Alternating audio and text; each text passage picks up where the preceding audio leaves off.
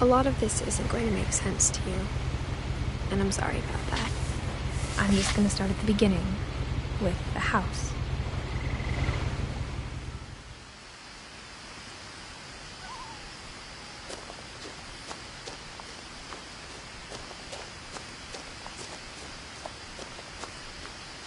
I lived here until I was 11, but I wasn't allowed inside half the rooms.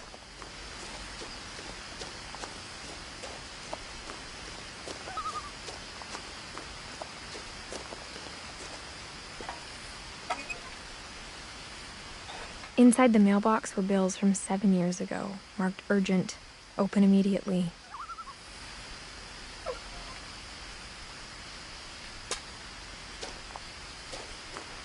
I hadn't been back since my brother Lewis's funeral.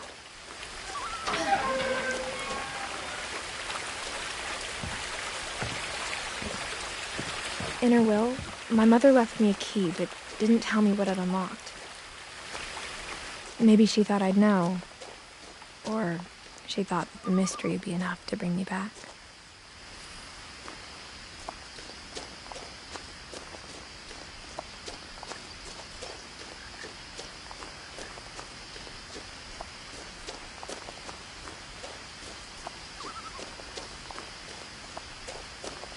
No one had driven this way in a long time, but I saw a few hoof prints.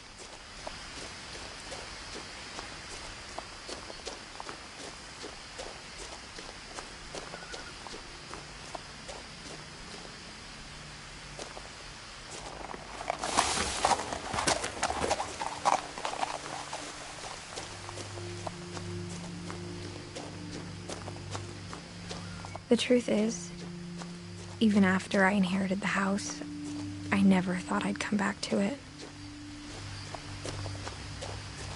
But now I had questions about my family that only the house knew the answers to.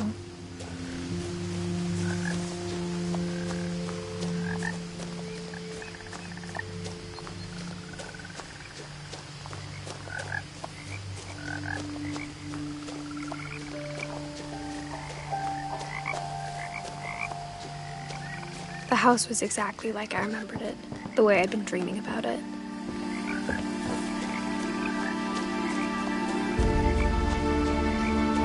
As a child, the house made me uncomfortable in a way I couldn't put into words. Now, as a 17-year-old, I knew exactly what those words were.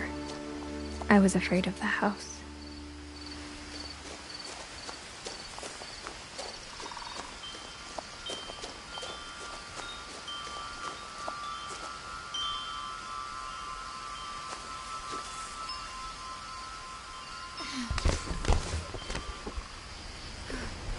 Crawling through the doggy door used to be a lot easier when I was 11.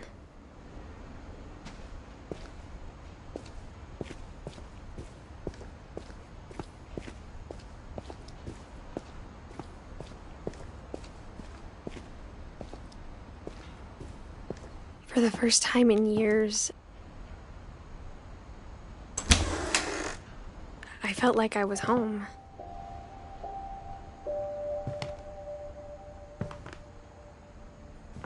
But instead of a family, there were just memories of one.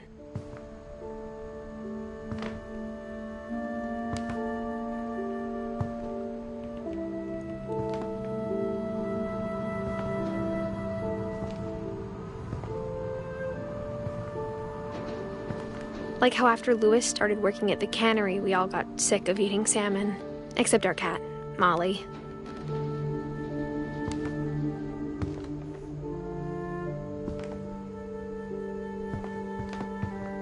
Nothing in the house looked abnormal. There was just too much of it, like a smile with too many teeth.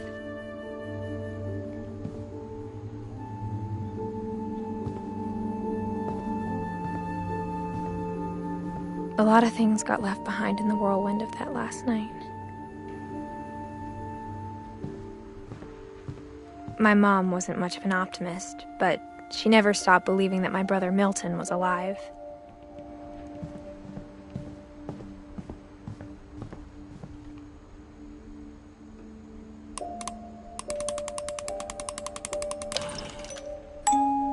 Great-Grandpa Sven built a music box for Barbara.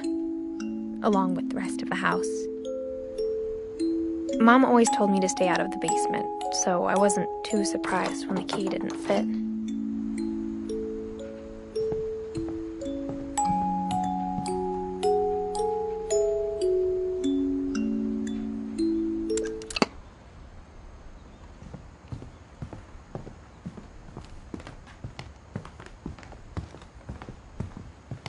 Even the fireplace had a story.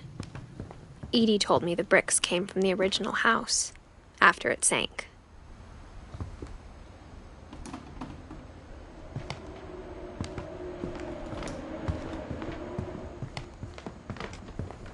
The table was still a wreck from the night we left.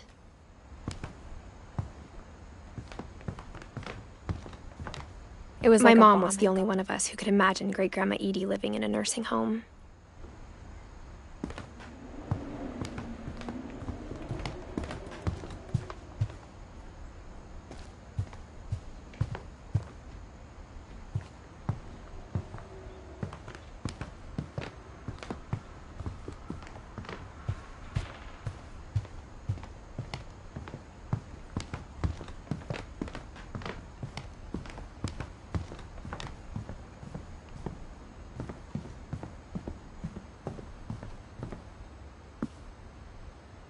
After Milton disappeared, Mom sealed up all the bedrooms. Then Edie retaliated and drilled peepholes.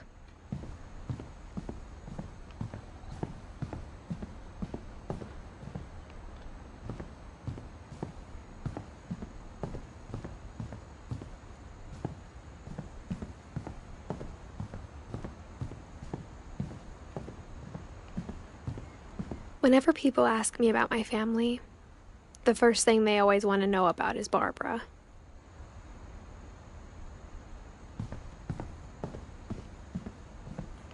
Edie's father, Odin, built the original house.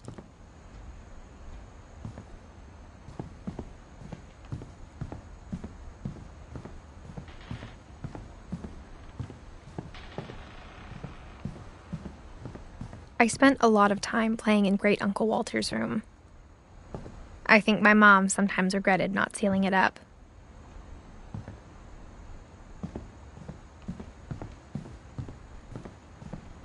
Lewis told me there were secret passages, but I never believed him.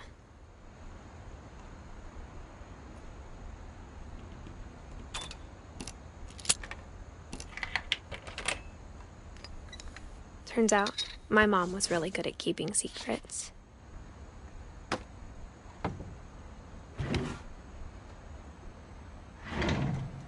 Now it was time to find out what my mom had been afraid of.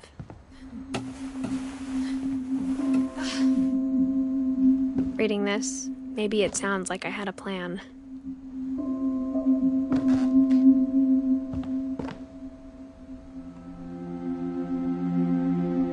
But I had no idea what was behind that door.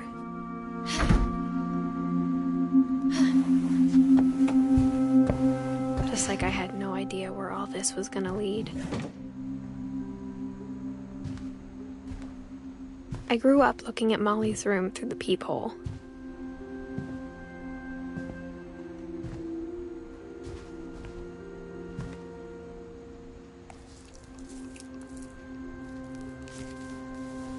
December 13th, 1947.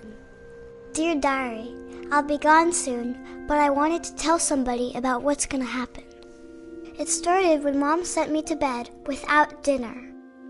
I woke up and I was starving, so I looked around for something to eat.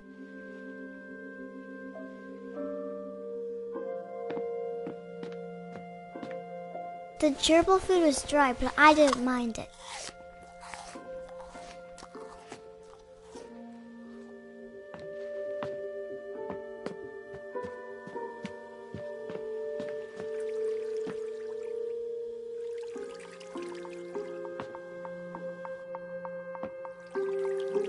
I thought about eating Christopher, but I held back.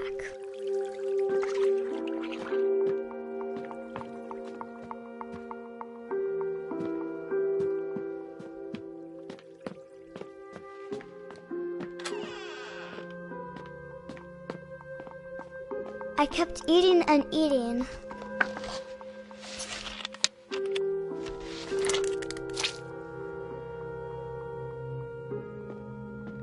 I ate a lot of things that night.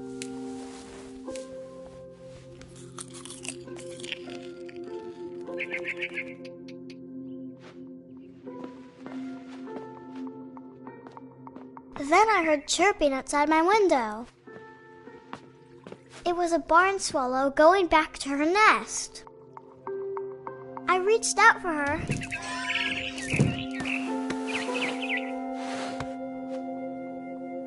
And suddenly, I was a cat.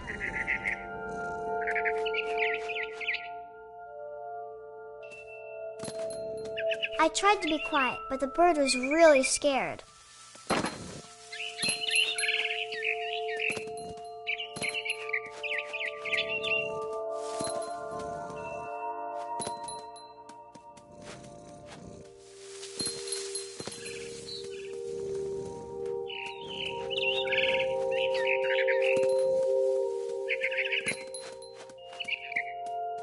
I jumped and I almost got her.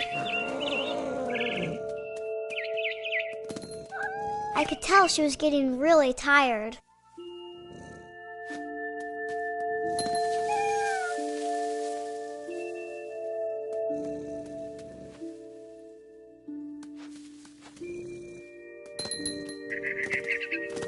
Now I was up in the big tree.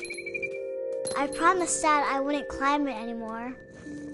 All I cared about was eating that mama bird.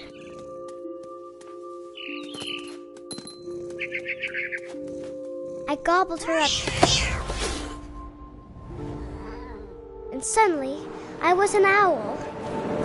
First, all I heard was the wind. Then I heard little teeth nibbling in the grass.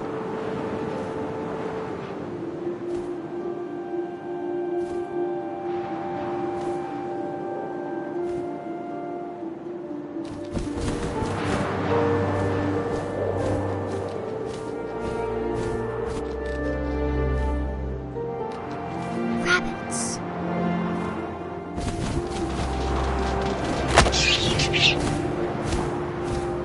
I imagined his face looking up and seeing mine through my talons. I swallowed him up, and I didn't chew one bit. Then I flew off to find something bigger.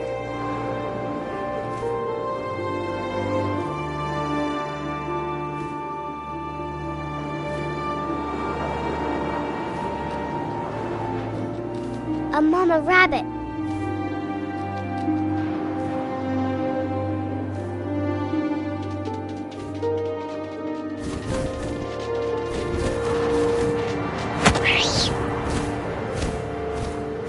She was almost too big to carry.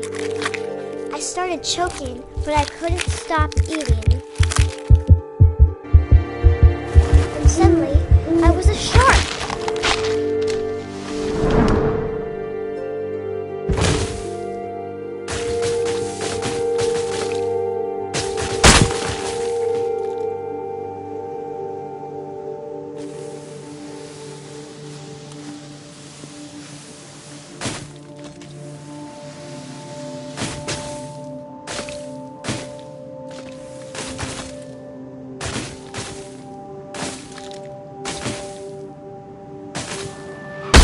I rolled off a cliff and into the ocean. Now, I was hungrier than ever.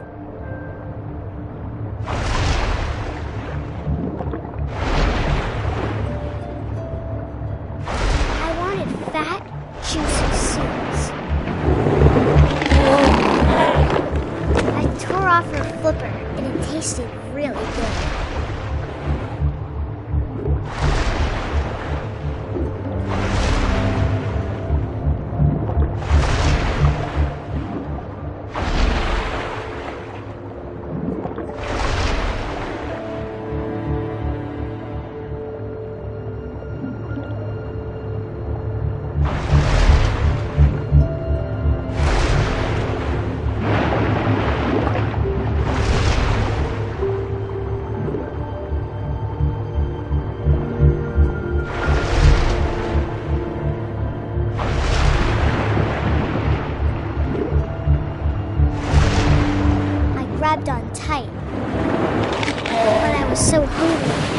jumped out of the water. When I opened my eyes, everything had changed.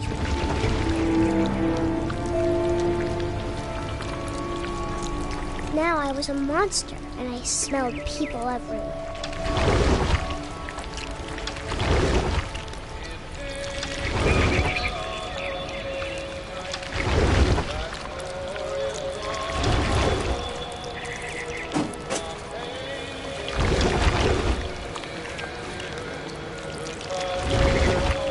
I was big, but I moved real quiet.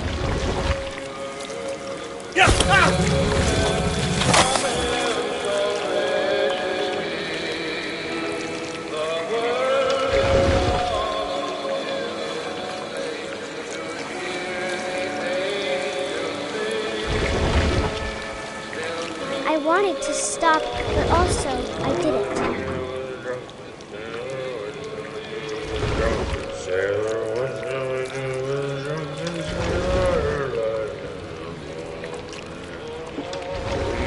Belly with the rest.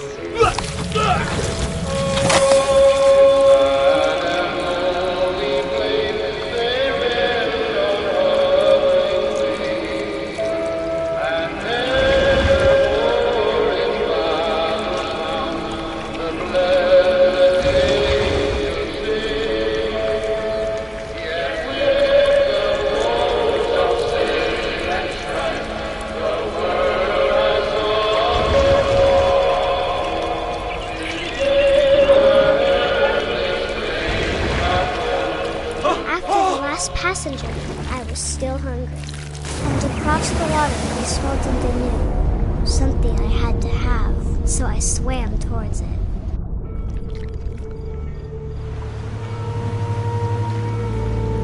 I slithered onto the sand, and the good smell went into an old pipe.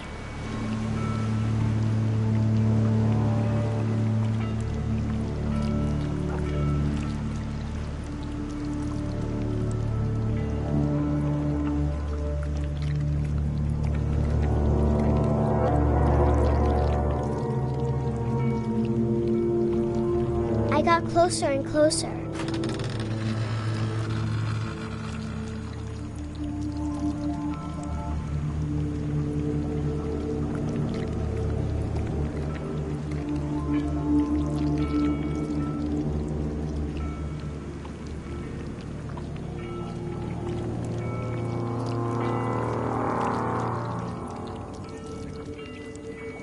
All of my stomach started growling.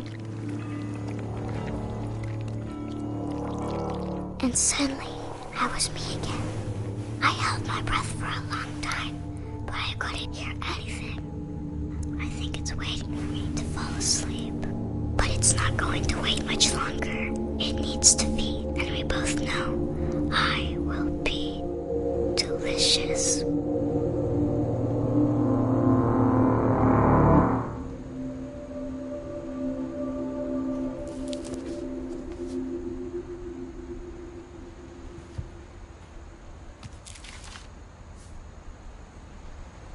I'm not sure if I believed all of that, but I'm sure Edie would have.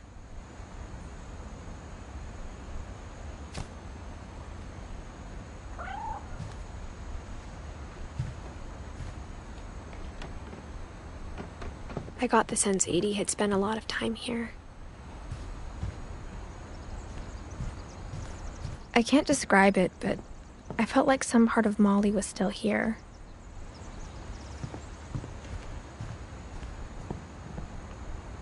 Molly's gerbil had a tiny bedroom with its own even tinier gerbil cage.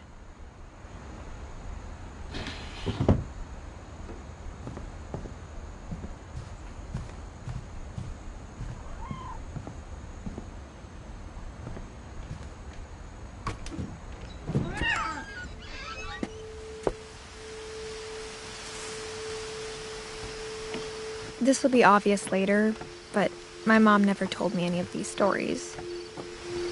Edie would have, but Mom didn't like bringing up the past.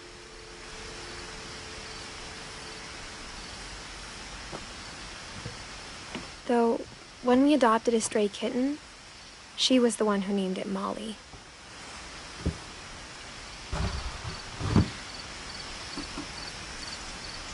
I spent a lot of time in Great-Grandma Edie's room. Her room was like a museum.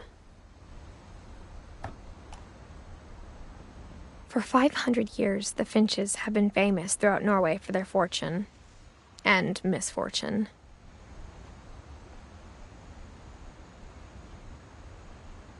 Odin Finch buries the latest victims of the family curse, his wife Ingeborg and their newborn son, Johan.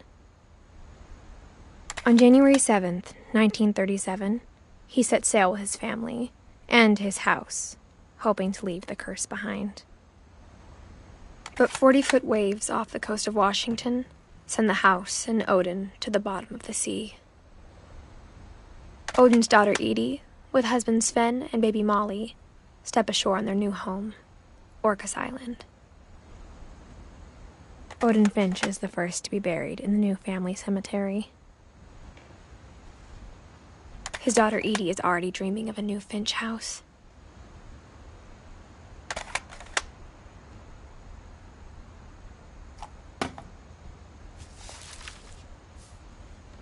Whatever's wrong with this family, it goes back a long ways.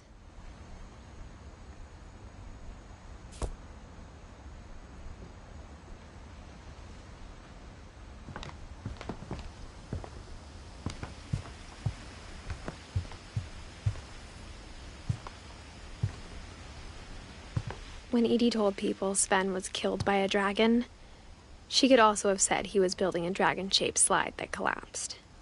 She could have, but she didn't.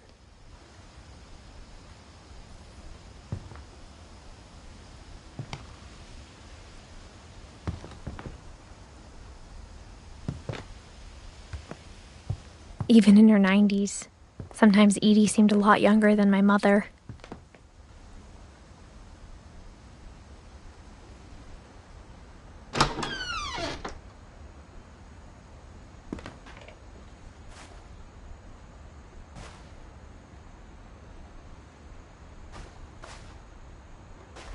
The only trace Grandpa Sam's first wife Kay left on the house was the pink bathroom.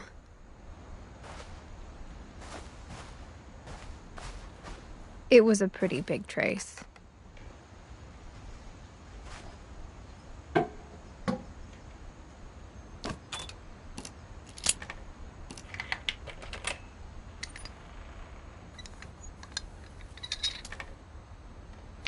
There's a secret in this bathroom. It's in the last place you would look. It isn't in the cupboard. It's hidden in this book.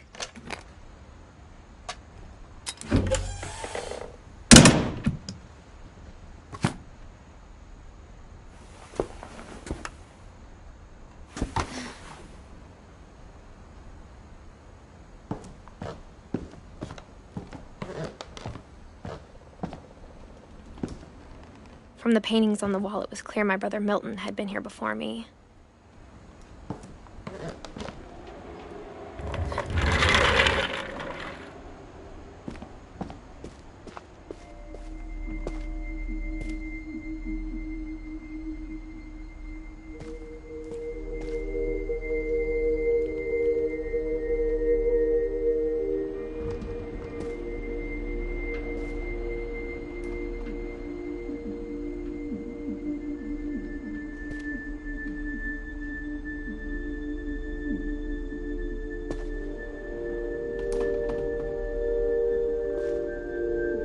I knew Grandpa Sam had a twin.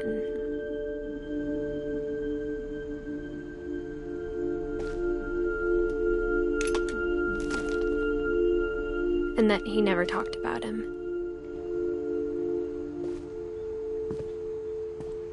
I guess my grandpa didn't like history any more than my mom did.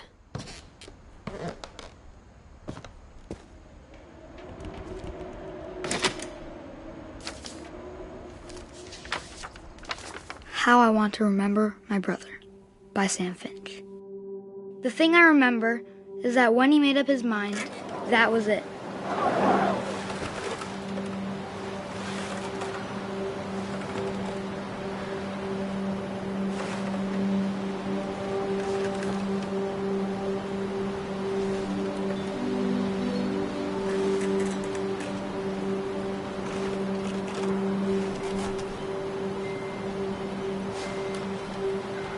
My brother said he'd die before he ate another mushroom. And he did.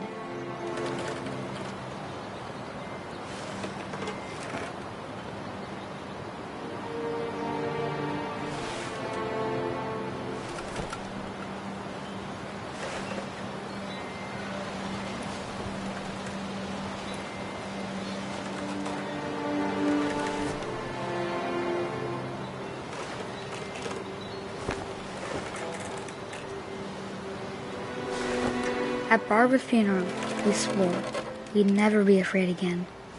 And he wasn't. I think Calvin always wanted to fly.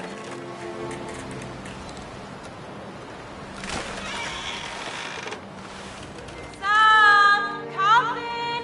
Dinner's ready! Coming! But that day, he finally made up his mind to do it. I told him going around was impossible. Maybe if I hadn't said that.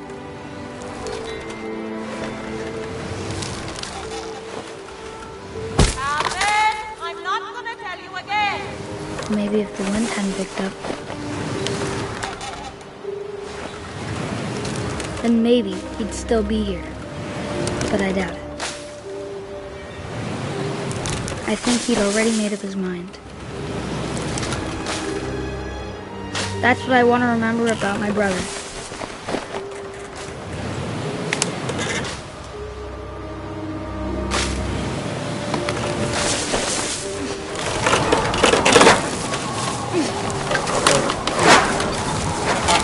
The day he made up his mind to fly. And he did.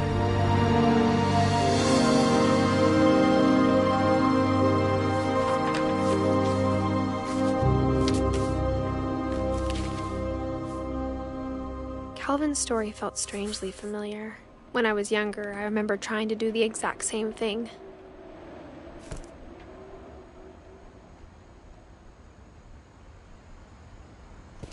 After the funeral, Edie roped off Calvin's half of the room.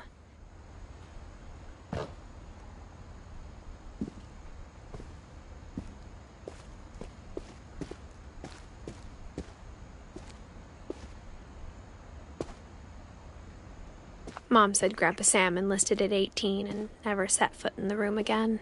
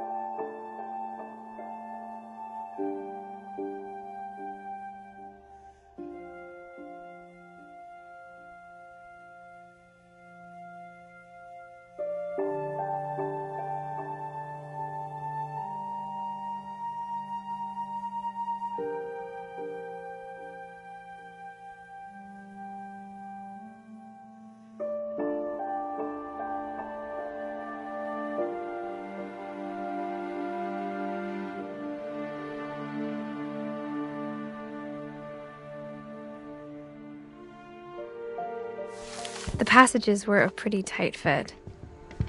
They'd obviously been built for smaller hands and bellies.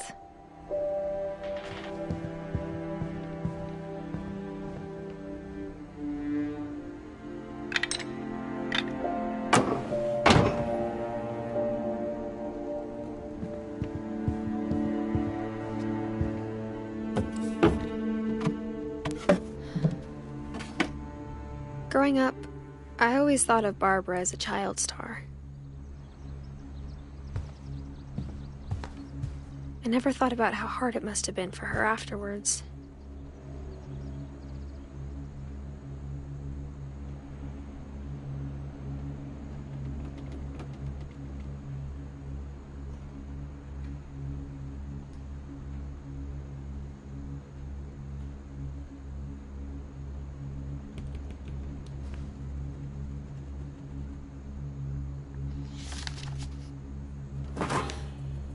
Of all the stories people wrote about Barbara's death, I'm surprised Edie saved this one.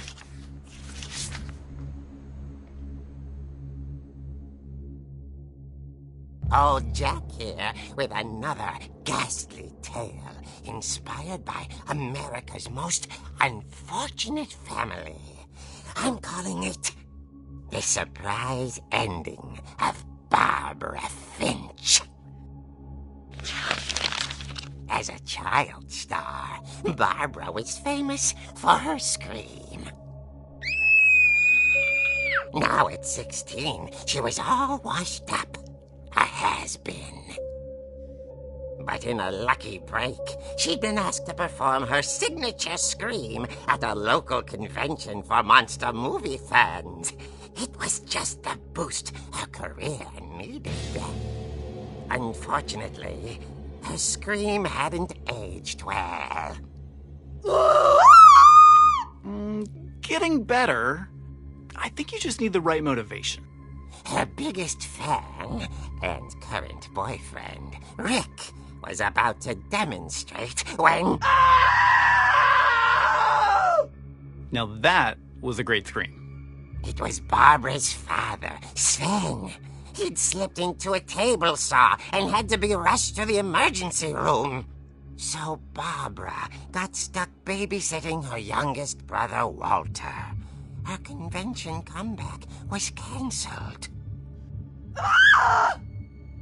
Okay, I'm hearing frustration, but I'm not hearing terror. What if I tried... A gang of hoodlums in Halloween masks have been terrorizing Orcas Island tonight. Police are urging residents to... That came from the basement. You're right! Also, I loved your delivery on that. Why is your basement door locked? Because my dad likes making puzzles and secret passages. There's a key hidden in the music box. The secret is to keep winding and winding until finally the key pops out. Thanks, babe. I'll be back in a sec. 20 minutes later, Rick hadn't returned. So Barbara went to look for him, right on cue. She reached for the music box. And as she wound the key, she listened for Rick, but the house was silent.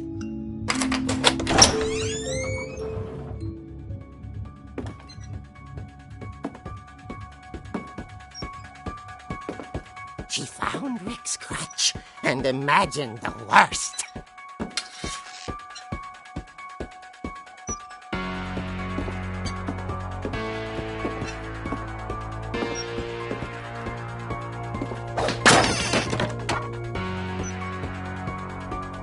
The gang's leader is the infamous Hookman killer, Dr. Carl Hamill, who impaled and then ate his family 10 years ago tonight.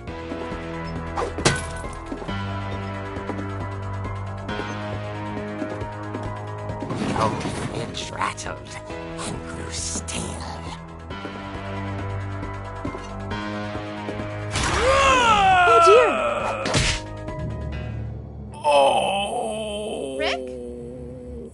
Barb, relax. I was just trying to scare you to help you find your scream. Well, I'm not scared, Rick. I'm furious. Then act furious. All I'm getting from you now is that you're hurt and confused and... She threw him out, but she kept a little something to remember him by. Barb, have you seen my other crutch? And she was still holding it when she fell asleep watching the late picture show. Hours later... Barbara! Walter, what's going on up there? Ah! Okay, I'm coming up, but if this is a trick, you're dead, Walter.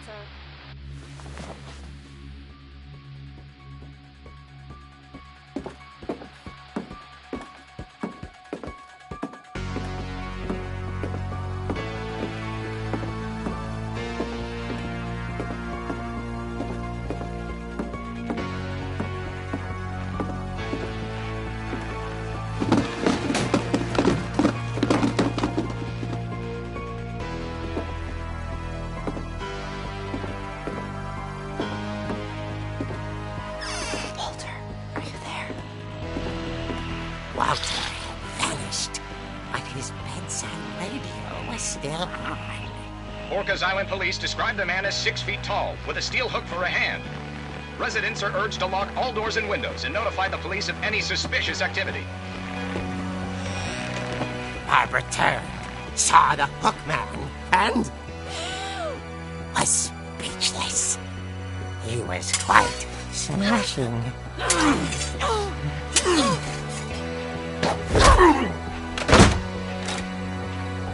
And ready he was. He couldn't get enough of Barbara. Okay, Barbara, there's gotta be another way out of here. That night, she played her part beautifully.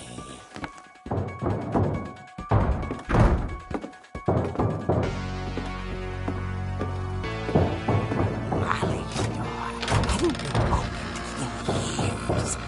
The hinges groaned.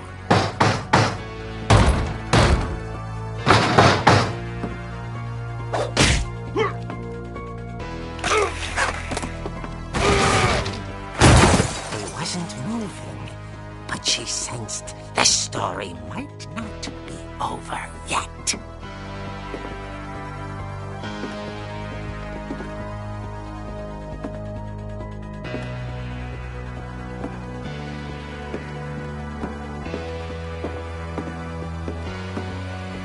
The hookman had vanished.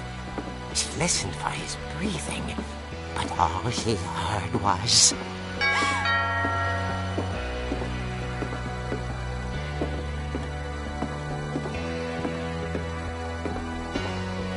At the door, she heard whispering. It was coming from inside the house.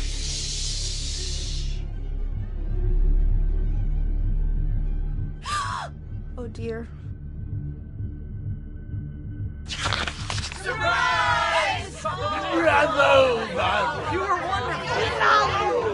monsters had come to surprise her. For Barbara, it was a dream come true.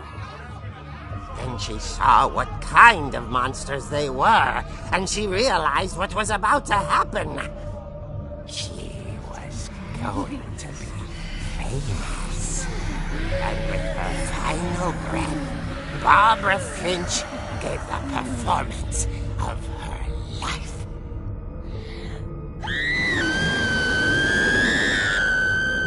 I wasn't there myself, but I hear Barbara was magnificent.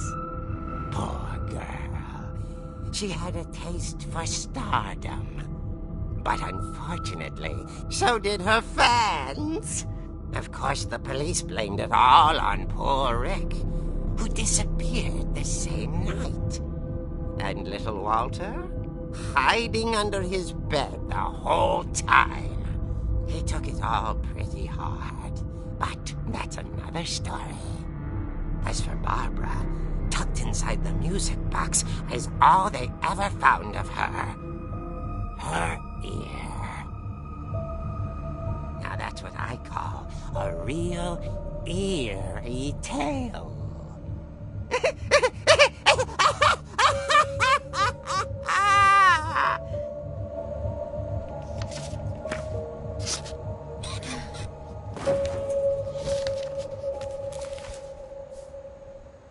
Edie told me all Barbara wanted was to be remembered, as absurd as that comic was.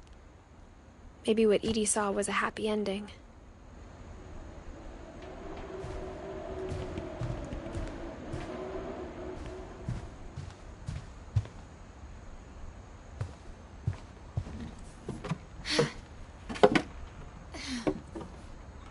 I guess now I know why Mom didn't like me playing with the music box.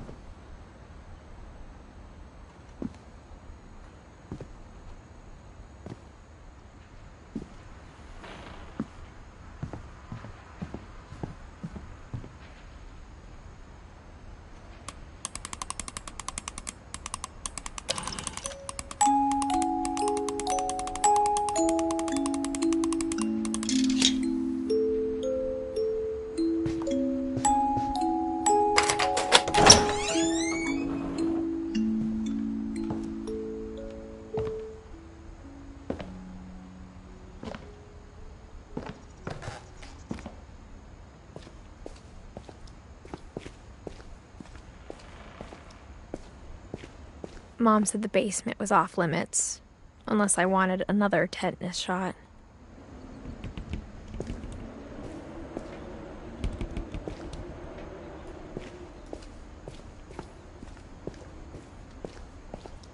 I saw Edie sneak down to the basement once, carrying packages.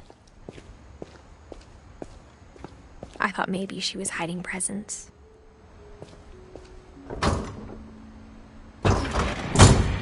It turned out she was hiding a lot more than that.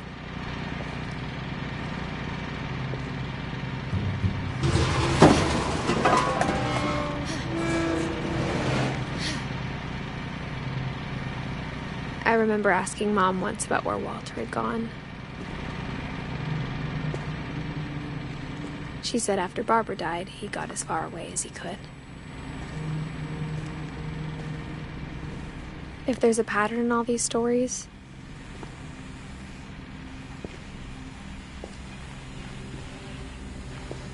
I think it's that none of us has gotten very far.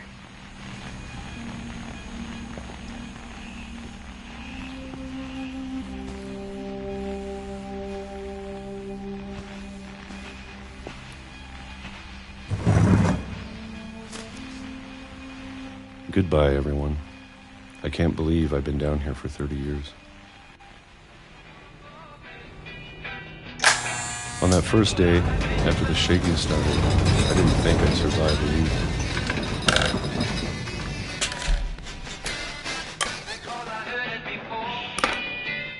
But after a few days, I settled into a routine.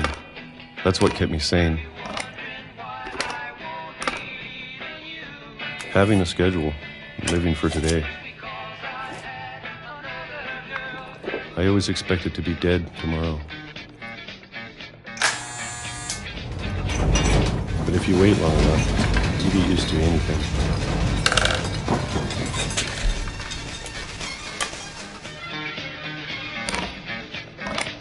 Even a monster on the other side of a door starts to feel normal. Almost friendly.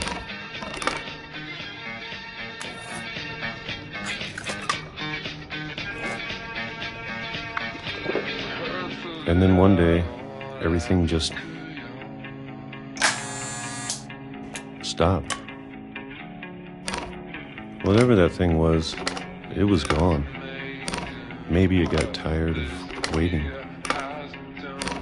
Or maybe I just got tired of being afraid.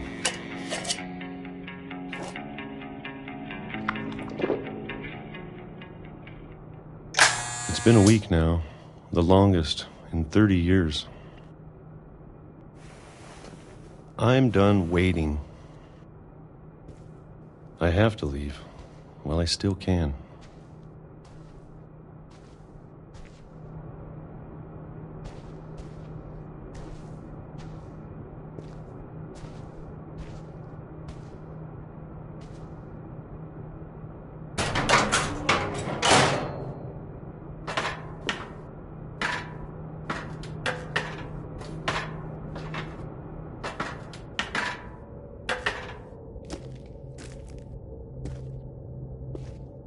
I know it's out there, somewhere.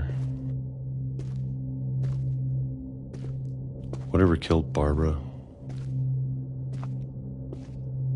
and Molly and Calvin. Maybe this is all a mistake.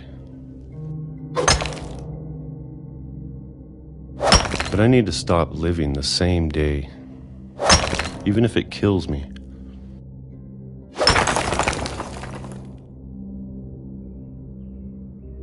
Whatever's out there, I want you to know I'm ready for it. I'm going to appreciate all of it, especially the food. I don't mind if I only have a year left, or a month, or a single week. I'd be happy with one more day. I can already imagine the sun on my face.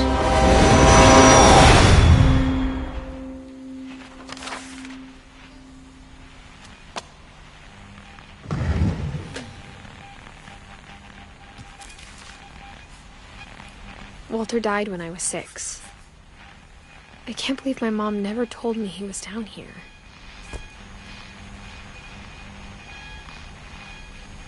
I'm sure my mom was trying to protect me.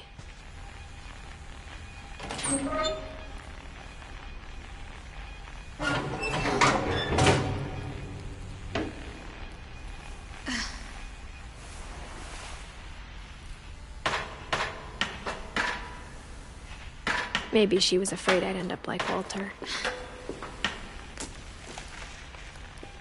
But if she never told me about an uncle under the house, I can only imagine what else she was hiding.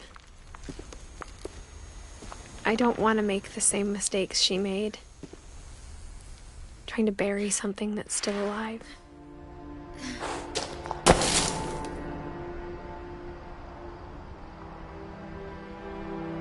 Now that there's only one of us left, or maybe 2, I thought it was time I heard the stories for myself and found out what happened to everyone else.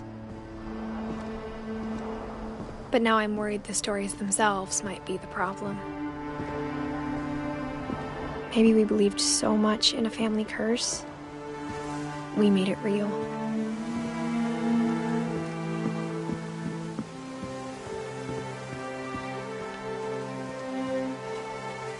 I don't know if I should even be writing this.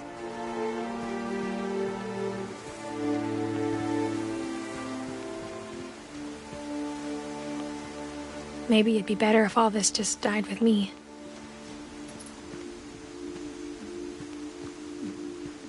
But I thought you should know about your family.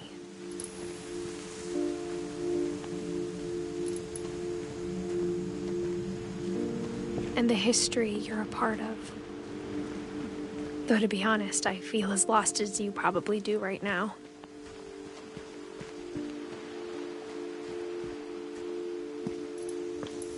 I think the people in these stories believed them, for what that's worth.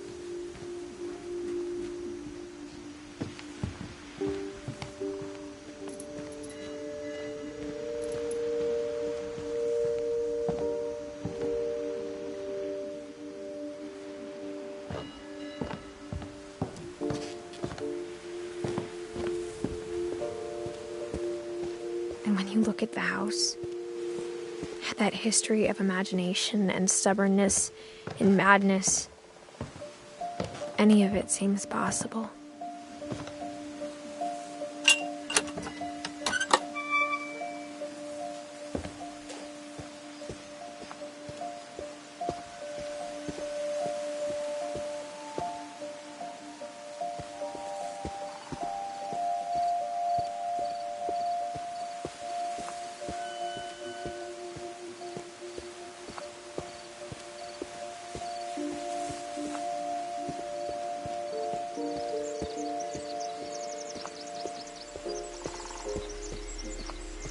I think we've been surrounded by death for so long, we've just gotten used to it. What kind of family finishes building a cemetery before starting the house?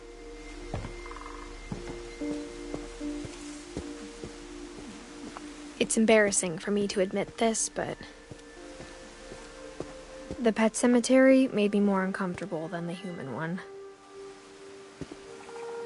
3 of the gerbils are mine, and 2 had been my fault.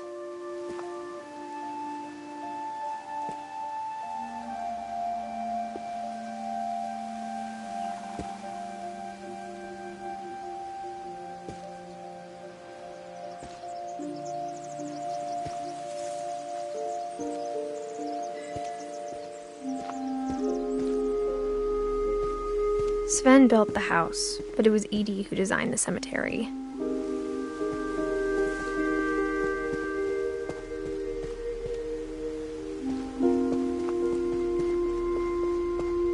I'm sure Odin's monument had been Edie's idea. My mom was always trying to move on, but for Edie, the past never went away.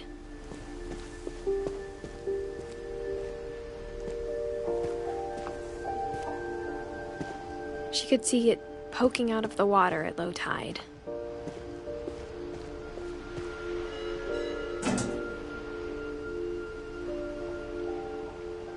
Edie said she dreamed about the old house every night.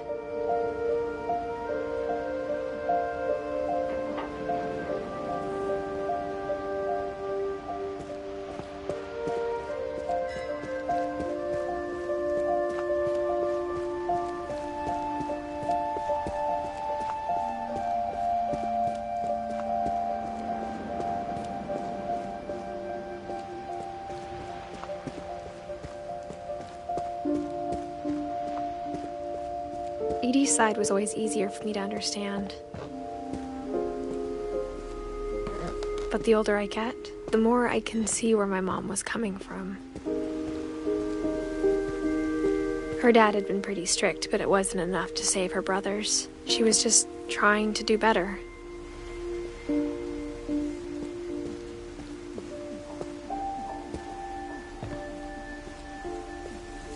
She lost 2 of her brothers, just like I did. I get why she tried so hard to protect us. We never found Milton's body, so my mom insisted we were putting up a monument, not a tombstone.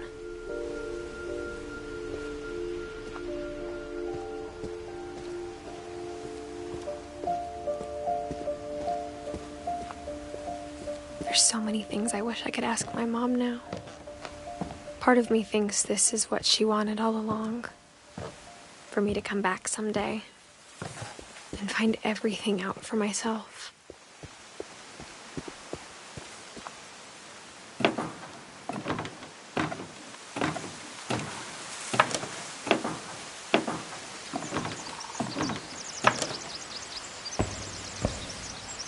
But looking back on it now, if she told me there was going to be so much climbing, I never would have come when I was 22 weeks pregnant.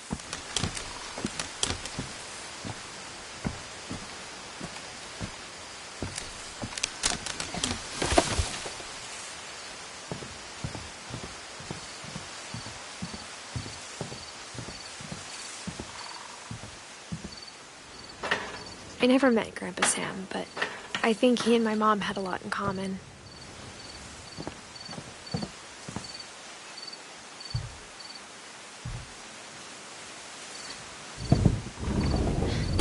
They were both pretty intense.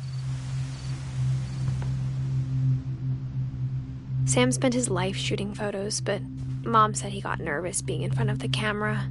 I guess we're all afraid of something.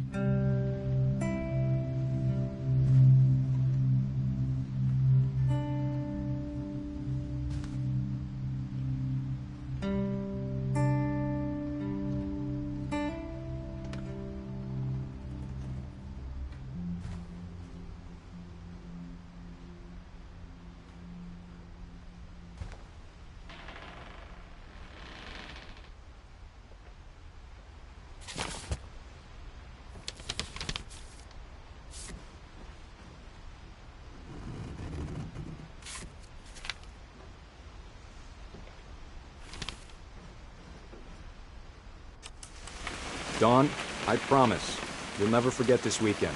Yes, sir. These memories are gonna last a lifetime. Am I gonna have to shoot anything? It's a hunting trip, Dawn. Shooting is strongly encouraged. Perfect. It's gonna rain the whole weekend, isn't it?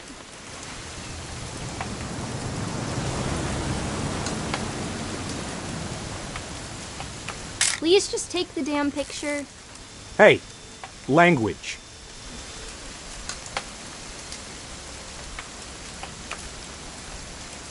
Did you want to get a picture of me or what?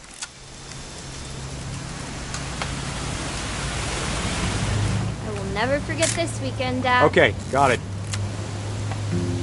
I'm gonna take some pictures, okay? Just be careful. That camera's older than you are.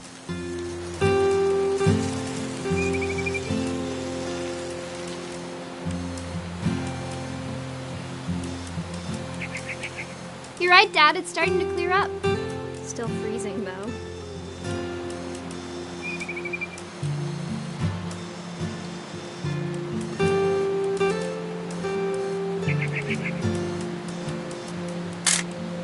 Aw.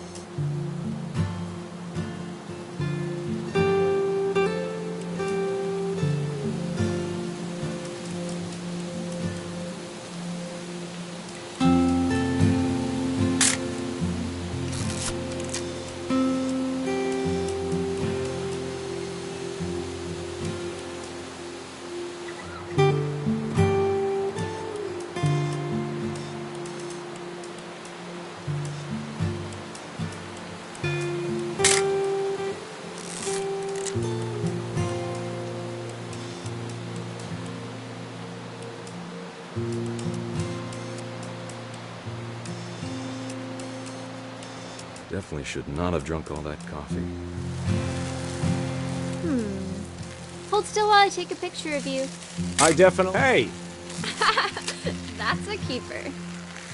Nothing quite like being outside. I'm just saying, I'm not always gonna be here, Don. You'll need to remember this stuff, if you want to survive. I'll be fine, Dad. You know who else thought he was gonna be fine? Some guy who died. Don, I'm being serious. I know, Dad. You're always serious. Doesn't being out here make you want to chill out? Well, to tell you the truth, I haven't been out here in 20 years. Dad!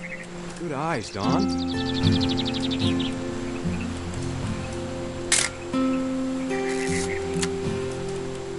Before you take the shot, let me get a picture of you.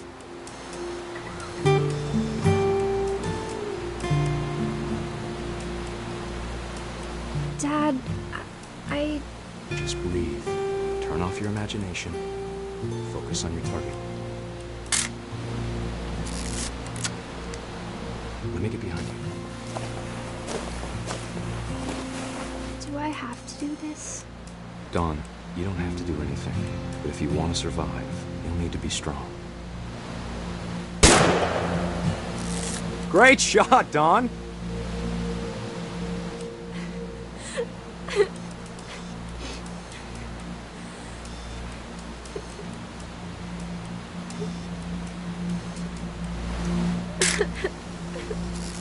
I'm proud of you, Dawn. Always remember that, okay?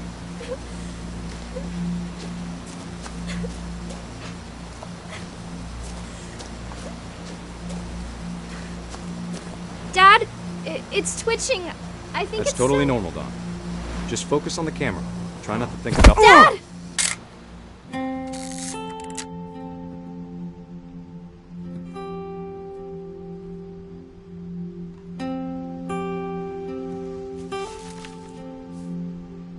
Of all these stories, that's the one I wish most that my mom had told me.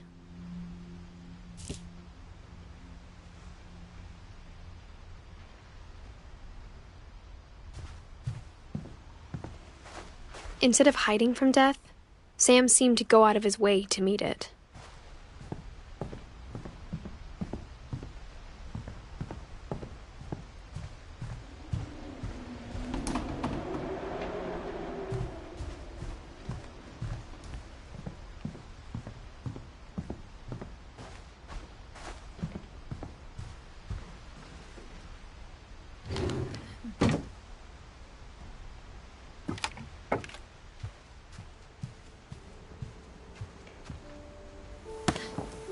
After Sam died, my mom and Edie got really close. They'd both lost a lot.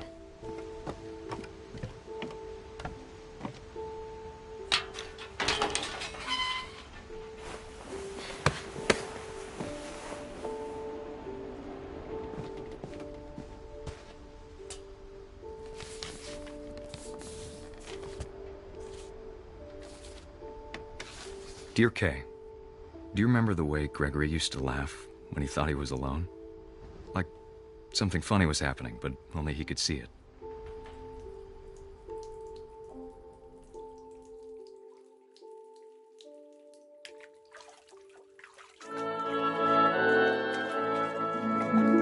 I think he saw things the rest of us don't.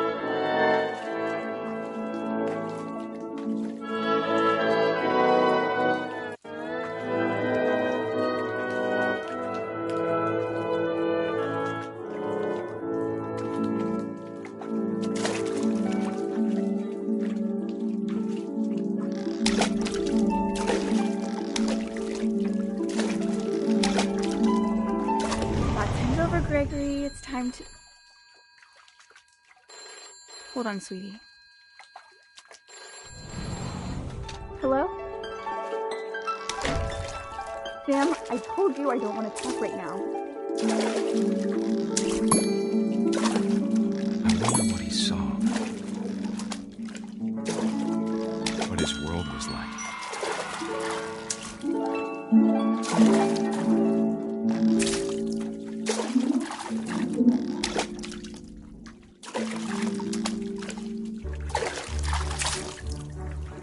Reminded me so much of Cal's. Lost in his imagination. Whatever it was, he saw.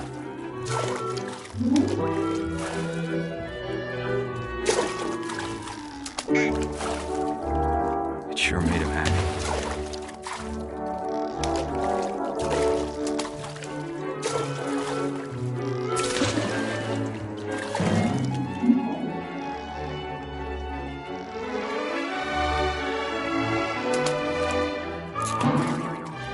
Silly it sounds.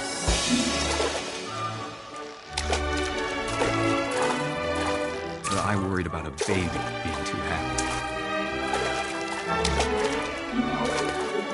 But I could feel him slipping away. Sorry about that, Gregory. I know you did everything you could. Maybe if I hadn't called that night.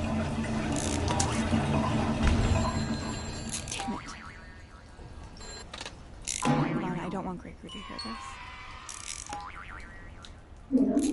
I wish he could have told us about the world he saw.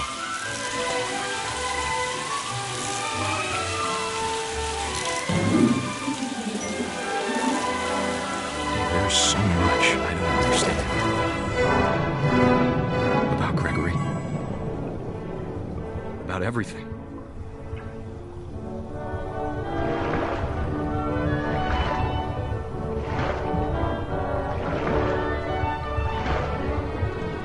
What happened wasn't your fault.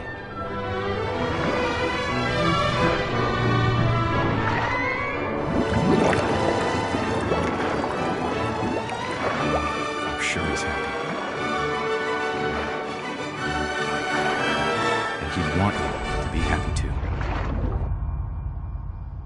Good luck, Kay. Love, Sam.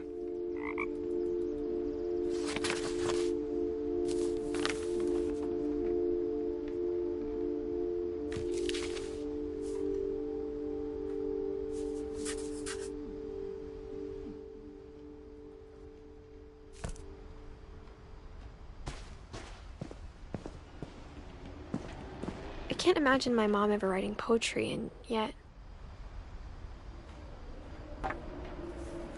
A poem for Gus, who always said the wedding was a bad idea. Our father never hit us kids, at least not very hard, before the day my brother said with teenage disregard that he'd be dead before he'd see a wedding in our yard.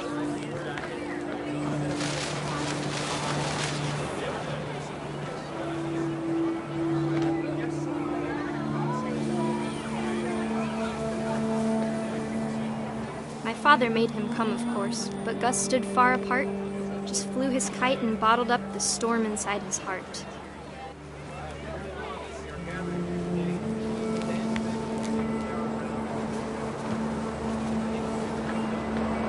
I tried to talk him out of it, but though he'd never met her, "We don't need a stepmom," were the words that I now pronounce you husband and wife. You may kiss the bride.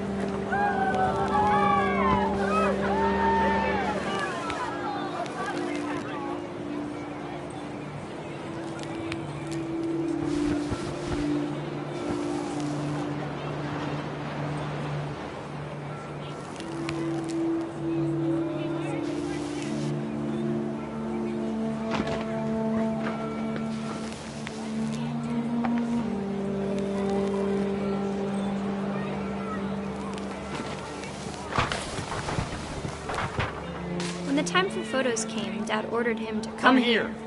But Gus declined and as a sign held up his middle finger.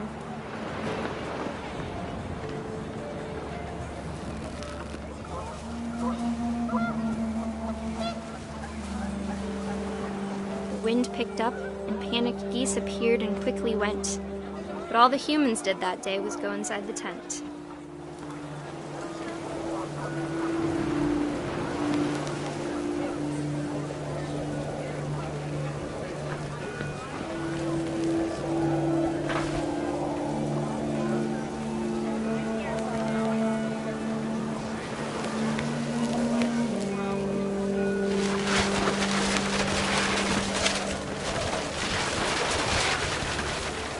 The rain came down in buckets then, but no one seemed afraid that nature might destroy the tent our dad had crudely made.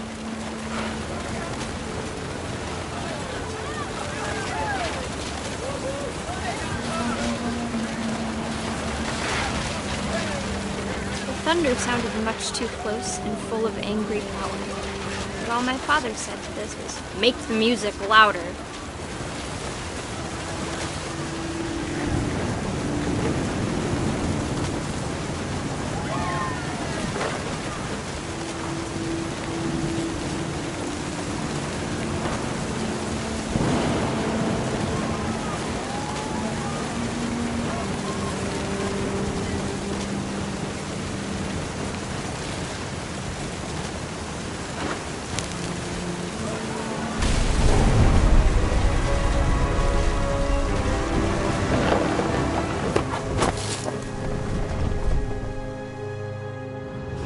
I wish that I could truly say I thought about you on that day. Out there on the beach alone, just you, the wind, the sea and foam. But I didn't, until we found you.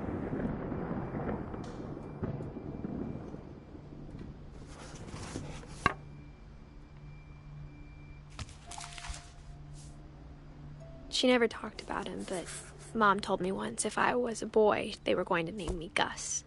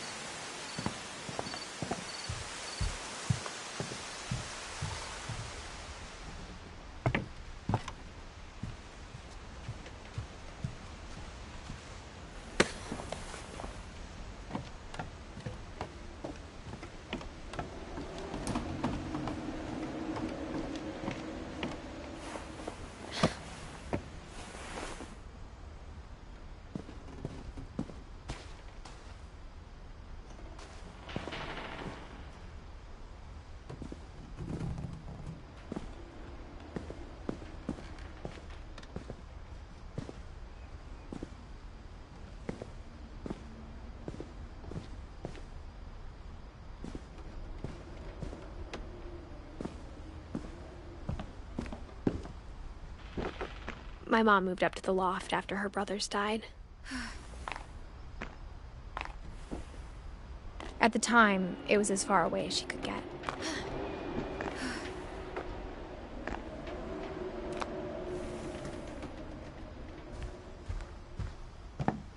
She spent a summer building houses in Calcutta, where she met my dad, Sanjay.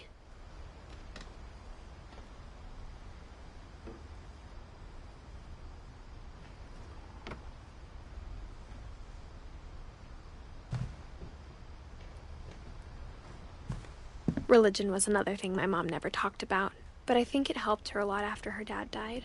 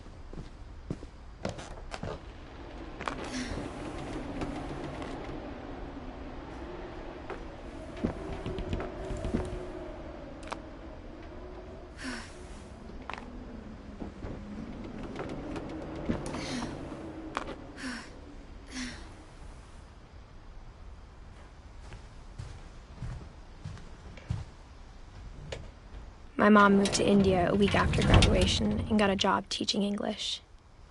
Louis was born a year later.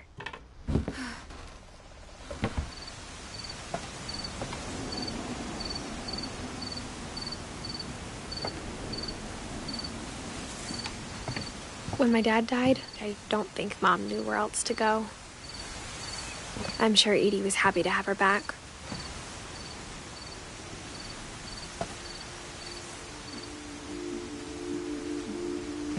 And to see kids in the house again.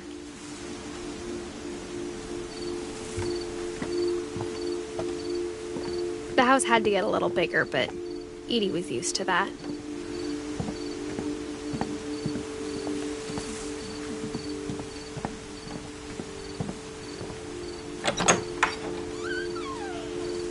And for a while, things were good, almost normal.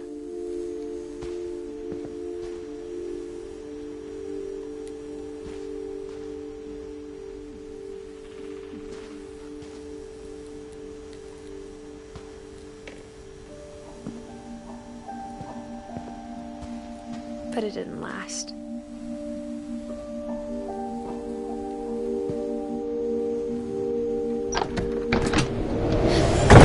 The beginning of the end was Milton's 10th birthday, when Edie gave him a castle.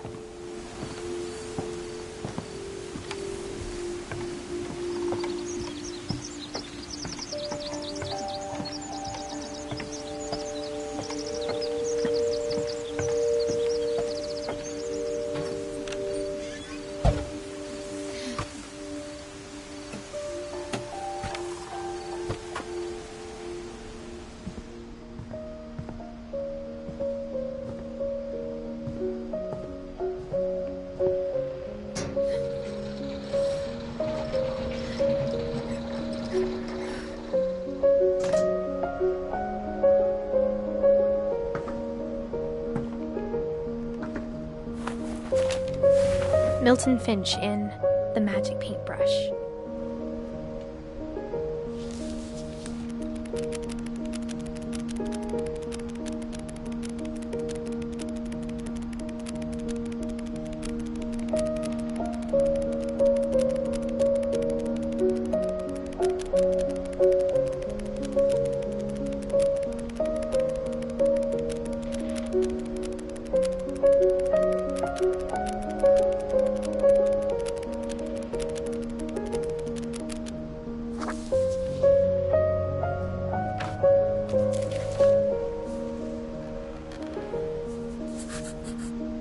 I was 4 when Milton disappeared.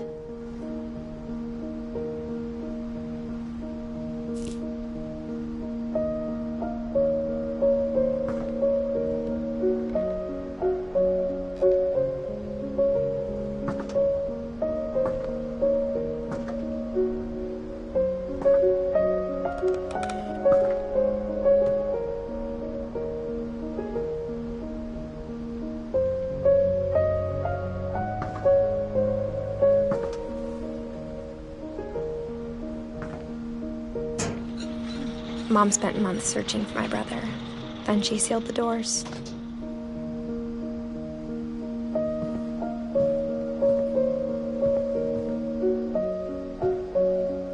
Whatever Milton had found in the house, Mom didn't want it getting out.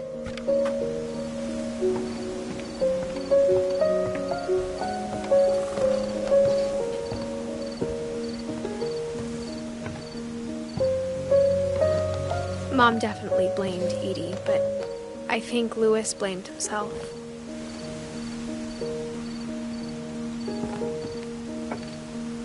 After he graduated, he just spent more and more time in his room, until Mom got him a job at the cannery.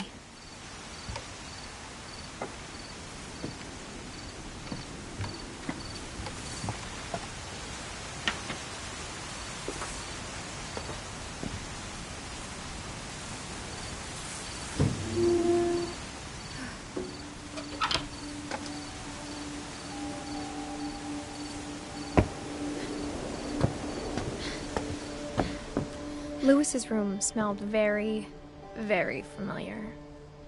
That part of him lived on.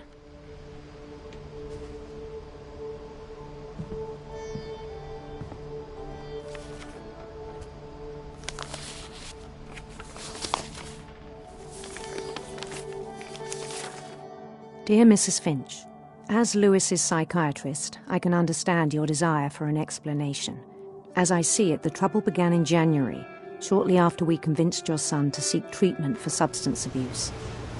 Newly sober, I believe Louis first noticed the monotony of his daily life.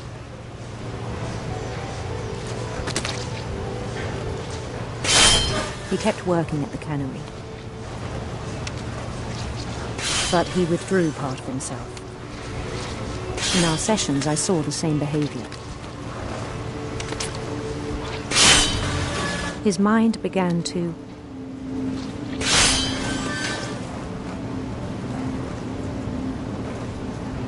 wander.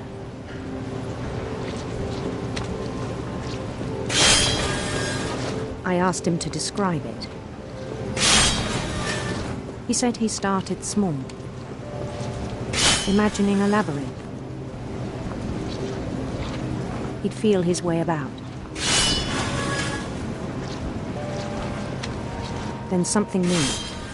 Bats. And toads.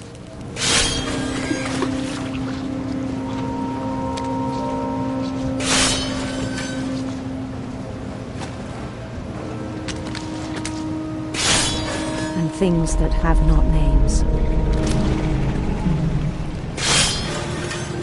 He knew it was all in his head.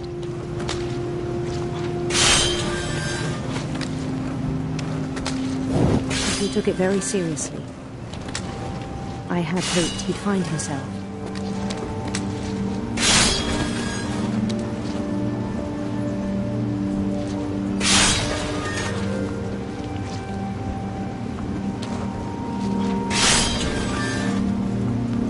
But he found something more.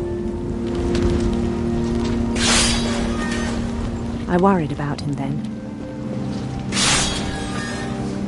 Daydreaming at the cannery. I spoke with his boss. But he said Louis had become a model employee. Methodical, tireless, focused. Like a whole new Louis. So I let him go on.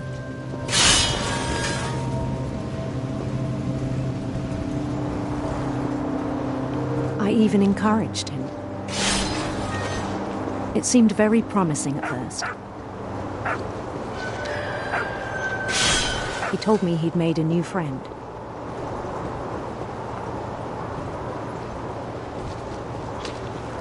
On the edge of a city he named Louis Topia.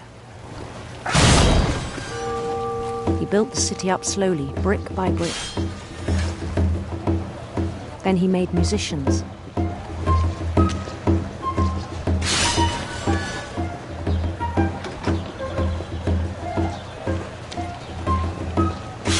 And songs for them to play. He talked about starting a band. And he was always humming something. Every day his imagination grew stronger.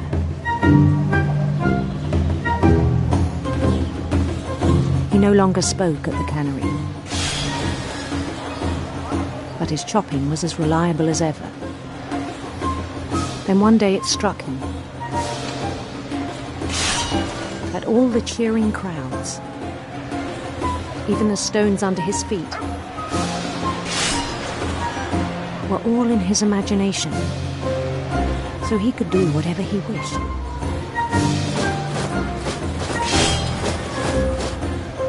He held an election for mayor, and he won. They begged him to stay, but his mind was already wandering. It became a game for him.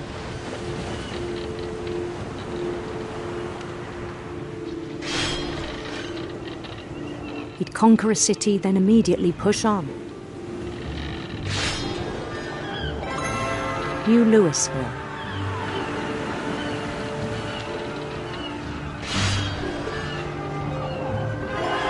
St. Louis.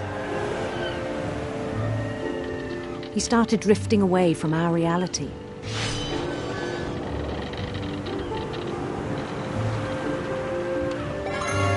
Minneapolis, until one day he forgot to go home from the cannery.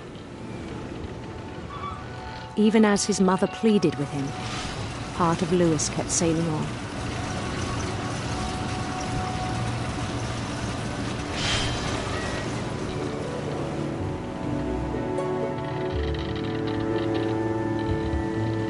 In Louisburg, he heard rumors of a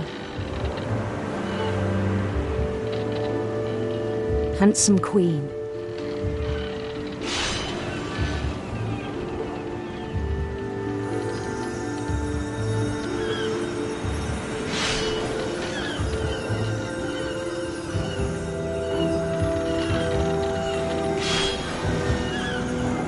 The queen was on her own quest for radiant rainbows.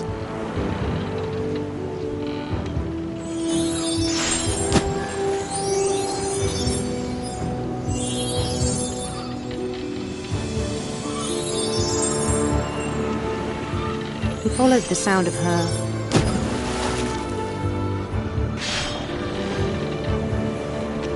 electric sitar.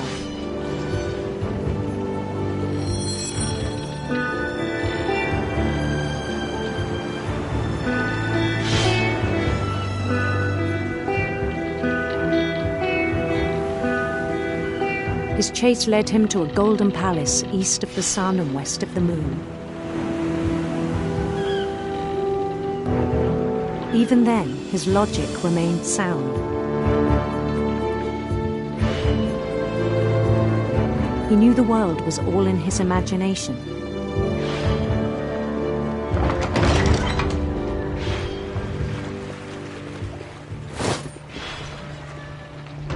But he was so proud of having created it.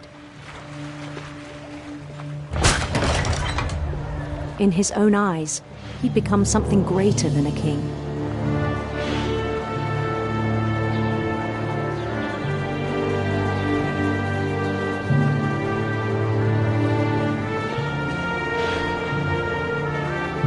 For someone who'd never known success in the real world, I think it was overwhelming. And then it struck him that the real Louis was not the one climbing the steps of a golden palace.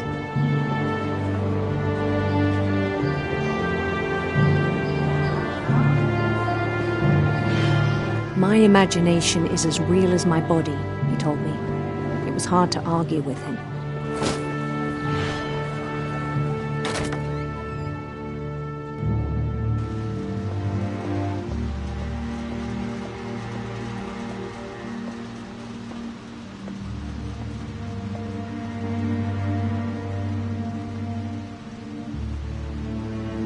Began to forget the world we know.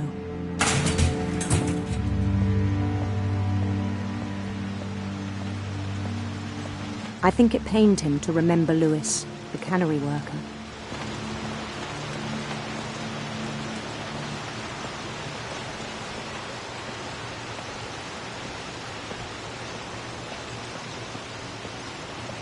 He began to despise the man with a royal contempt.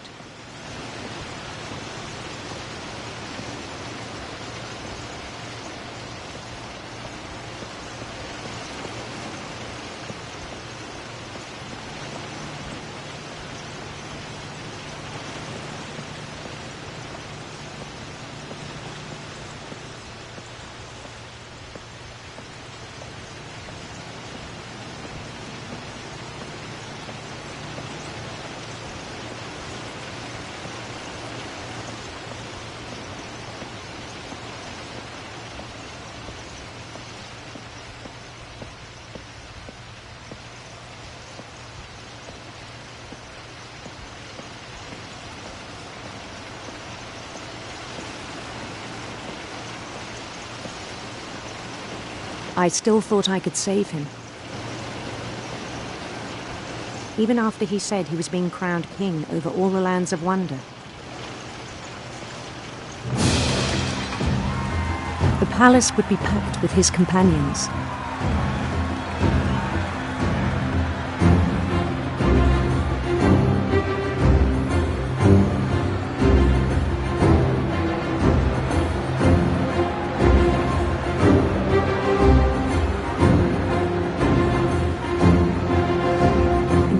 Wise Calico had insisted on inviting me.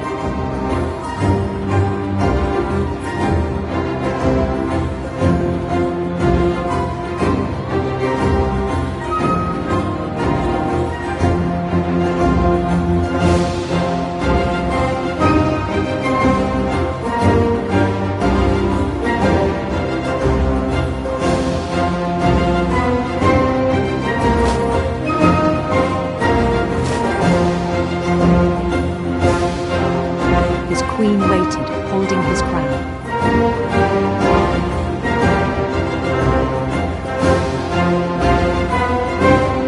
There was only one thing left to do.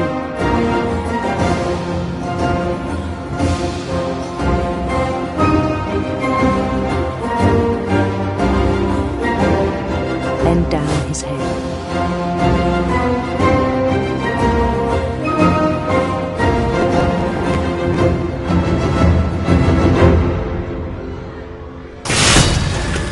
I think you know. Mrs. Finch, your son was a kind man who will be missed by all of us who knew him.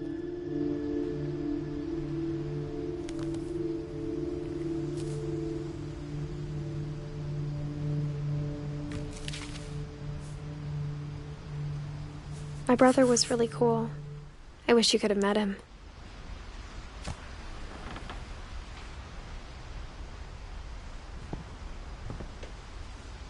Lewis and I spent a lot of time playing games together, but he was surprisingly bad at them. He died a lot.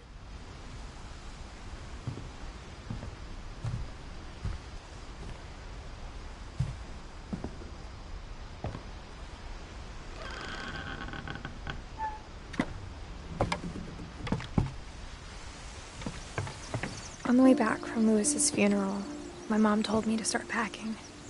She waited until the day before we left to tell Edie. I'm not sure if she wanted to make it easier or harder.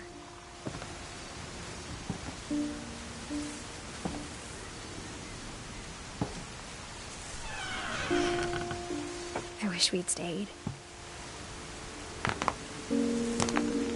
But I understand why we left.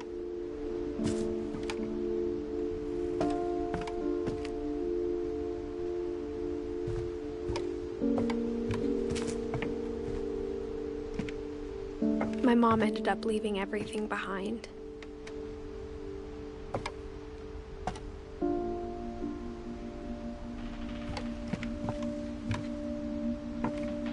What happened that night had been coming for a long time. Maybe it should have come sooner.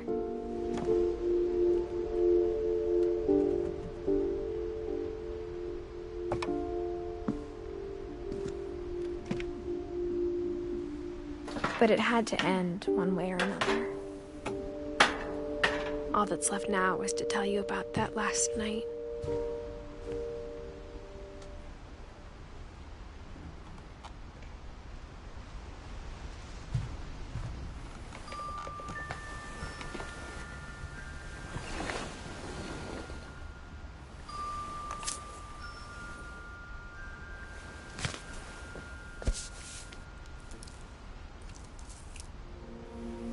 That whole last day, Edie just watched us pack and didn't say a word. Until supper, when she raised her glass and said, "To our final night together, and all our final nights apart." Grandma, you know what I said about alcohol. Some of your medications are very Edith, specific. I left a present for you in the hallway. Why don't you go open it? The grown-ups have to argue now. I'm sorry, you're right. We're all leaving tomorrow. Let's just enjoy our last... I'm not leaving. Edith, you're excused.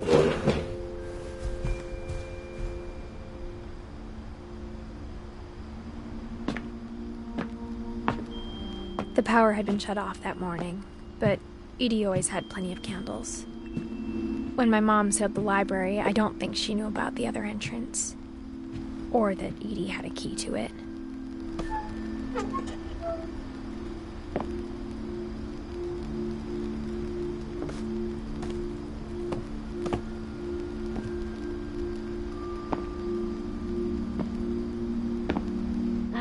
You're afraid of isn't going to end when you leave the house. Edith has a right to know these stories. My children are dead because of your stories. I think it's best if Edith and I leave tonight. We'll have the nursing home send a van for you in the morning, okay?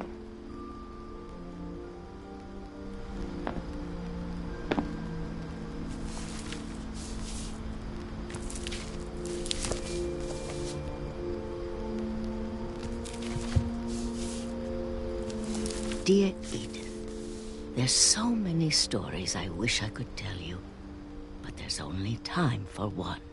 This is about what happened on the night you were born. That night, the tide went way, way out. It was the first and last time I ever saw the old house aground. There'd been an earthquake out in the middle of the ocean. They called it the lowest tide in 1,000 years. God, it smelled awful. You know, I've seen that house every day of my life.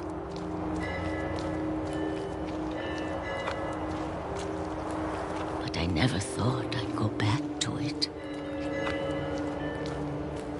When the fog rolled in, I lost my way.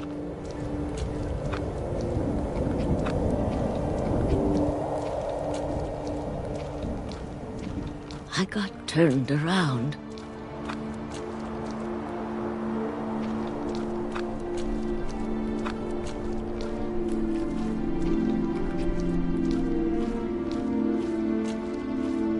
For a while, I wandered.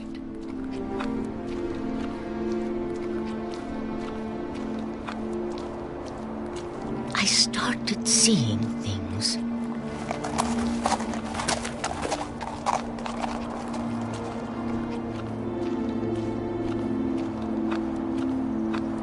Things I'd forgotten had ever existed.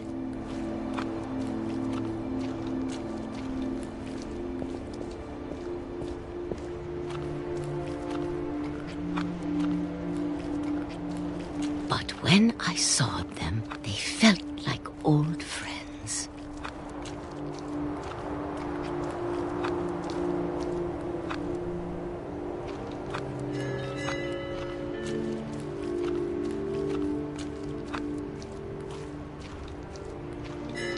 Or maybe I came back to them.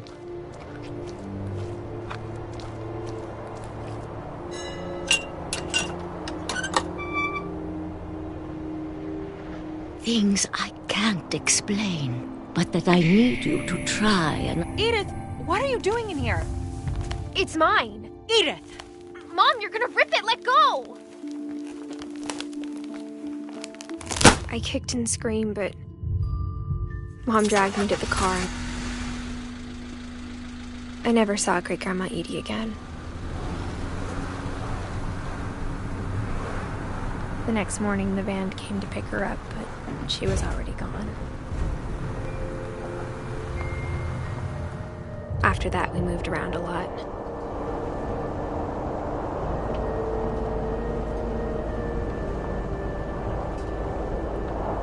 We both tried to make the best of it.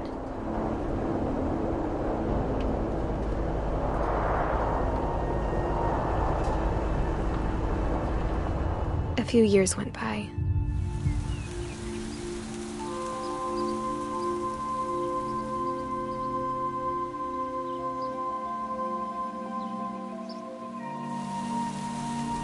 My mom didn't like to talk about it.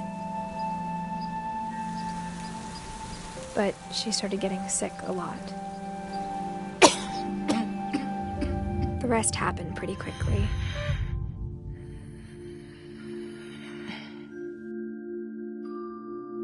She got better for a while, and then she didn't.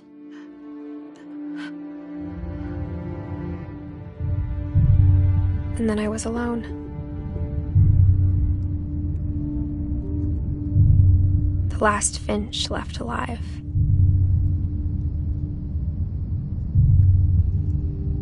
Until I found out about you. I'm still not sure what to tell you about all this.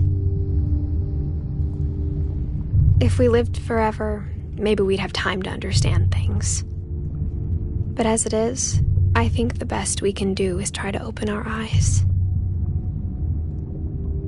And appreciate how strange and brief all of this is.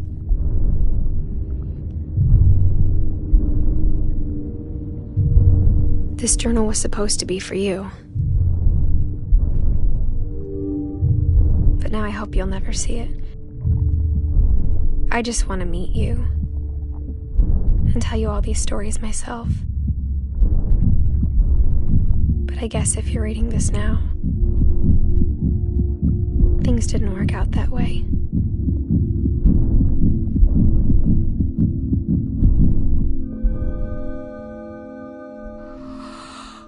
This is where your story begins. I'm sorry I won't be there to see it. It's a lot to ask, but I don't want you to be sad that I'm gone. I want you to be amazed that any of us ever had a chance to be here at all. Good luck.